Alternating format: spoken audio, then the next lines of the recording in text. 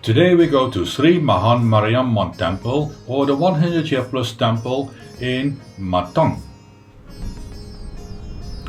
We are now entering the road to the temple.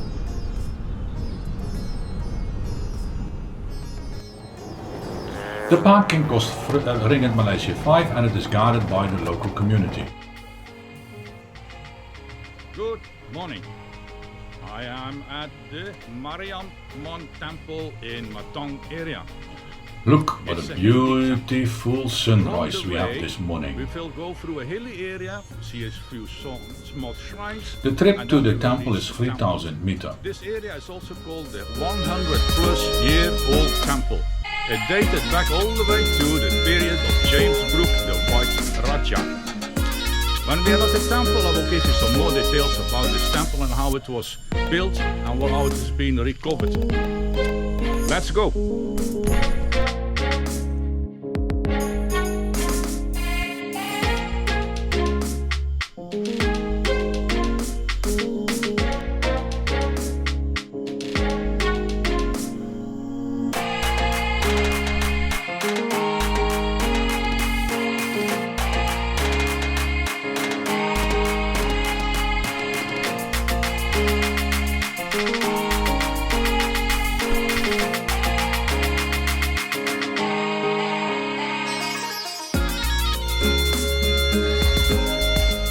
Almost there.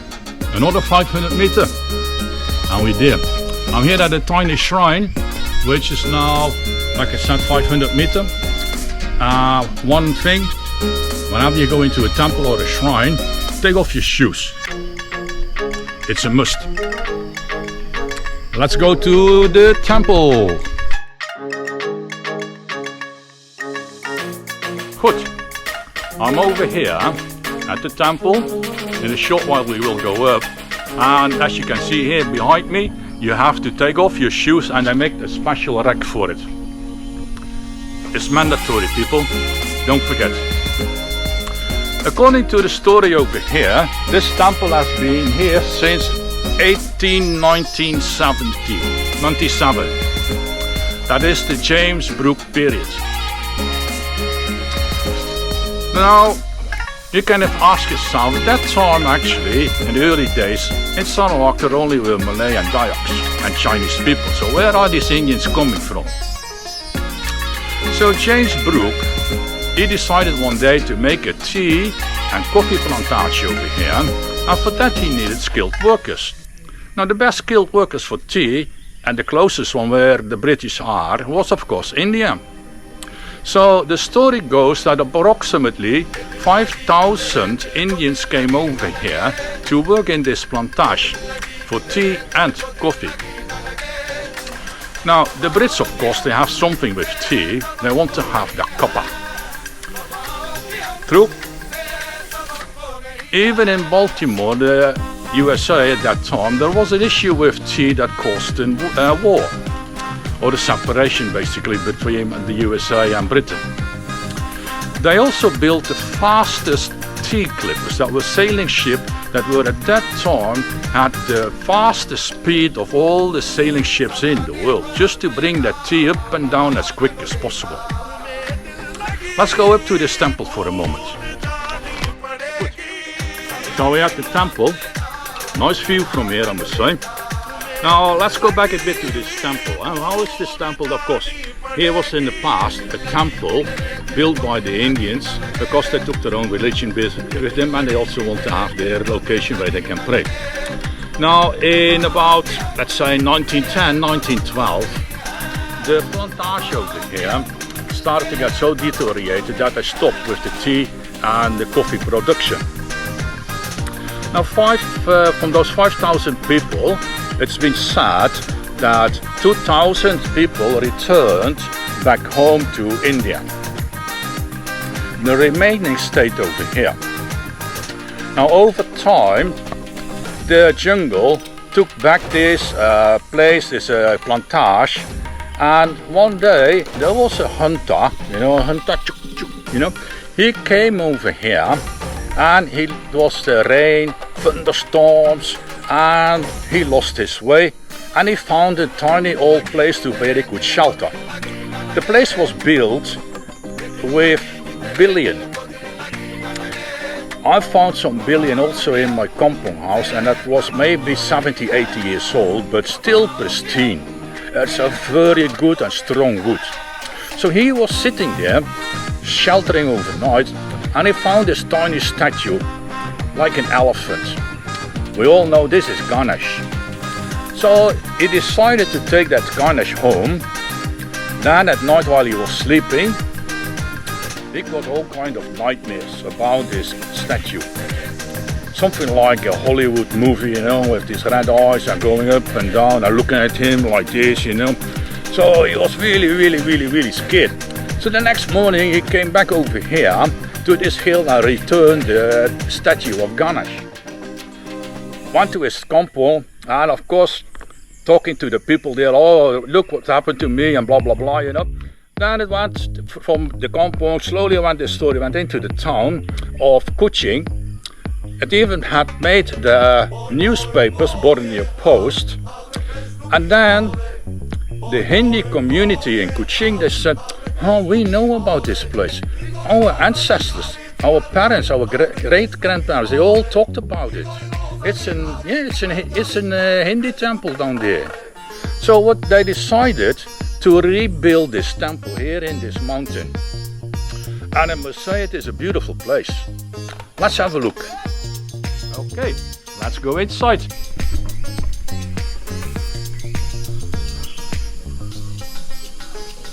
So here we see Sri Madurai Veeram.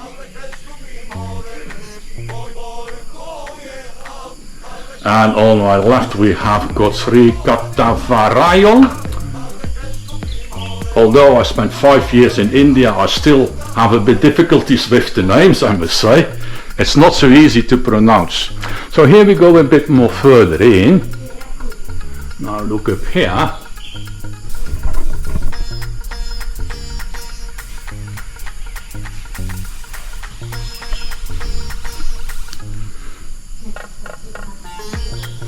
Now this place where we walk through to now is the most holy place in this temple, and it is only for the priests to go in. We don't go there. Remember that, please. Now, the temple is named after Sri Maha Mariamman. Now, Sri Maha Mariamman is the goddess of rain, and she also protects people against all kind of diseases. I can assure you that here in Sarawak we get our fair amount of rain. Even last night it rained tremendously, and if it rains over here, it comes down with the buckets. Not just a little bit, no, it comes like whoosh. Tea. Tea time. Another British thing with tea.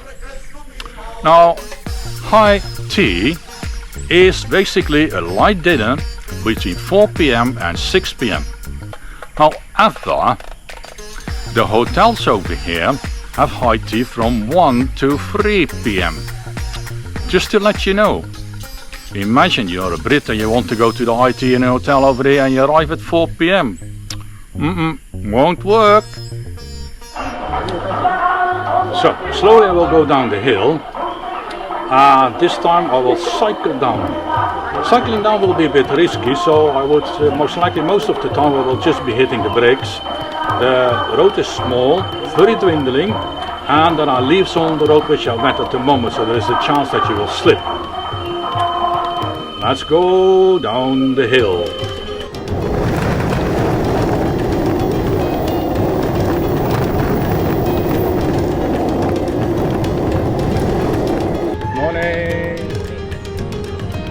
Don't worry. Good morning, people.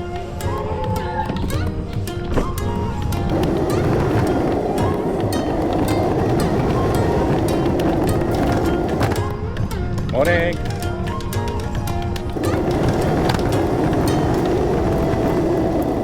Morning.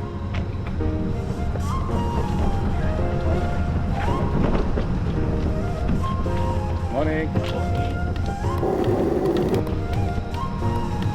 Morning. Good luck. Thank you.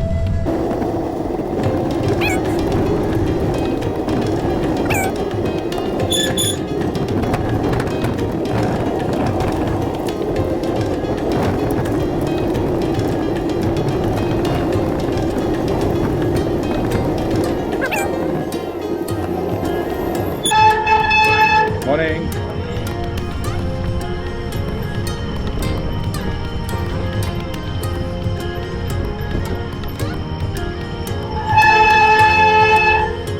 Relax, relax.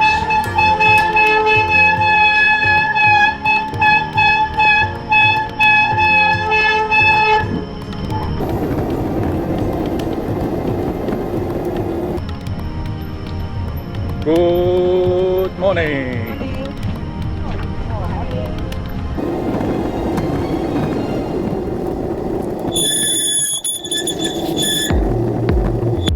On my way home, I will make a stopover at Lemang Pandan. Lemang Pandan, it flavors dishes with a grass vanilla and a hint of coconut. You can see, this is the pandan. Pandan is a leaf and it gives a special taste to the rice. It's also been used in other dishes and in some sweets. So now it is open and all I need to do is get it on the table.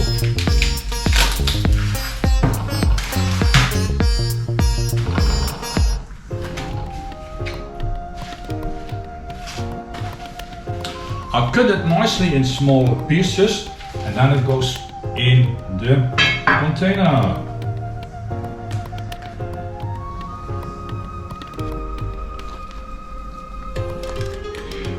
The rice used for this is sticky rice or glutinous rice.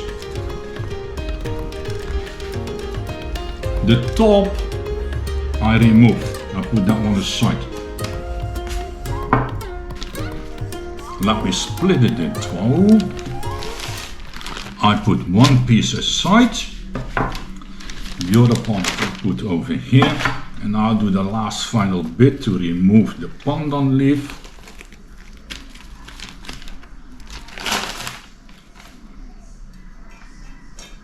Here's a bit. Okay. Got my container ready.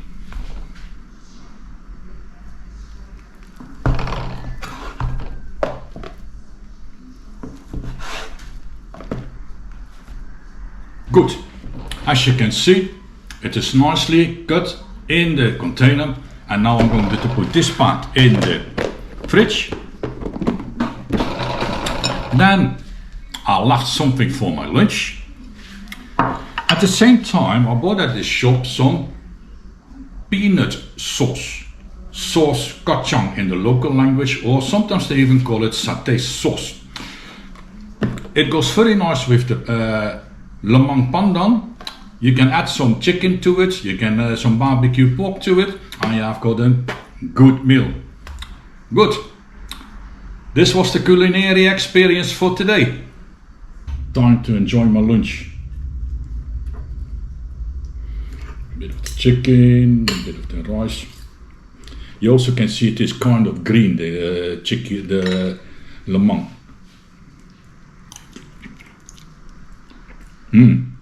Very good. So far, still the best lemang in Kuching, I must say. Lemang Pandan, remember that name. Good, good, good, good, good. To keep updated about my adventures, do not forget to subscribe, people. Thank you.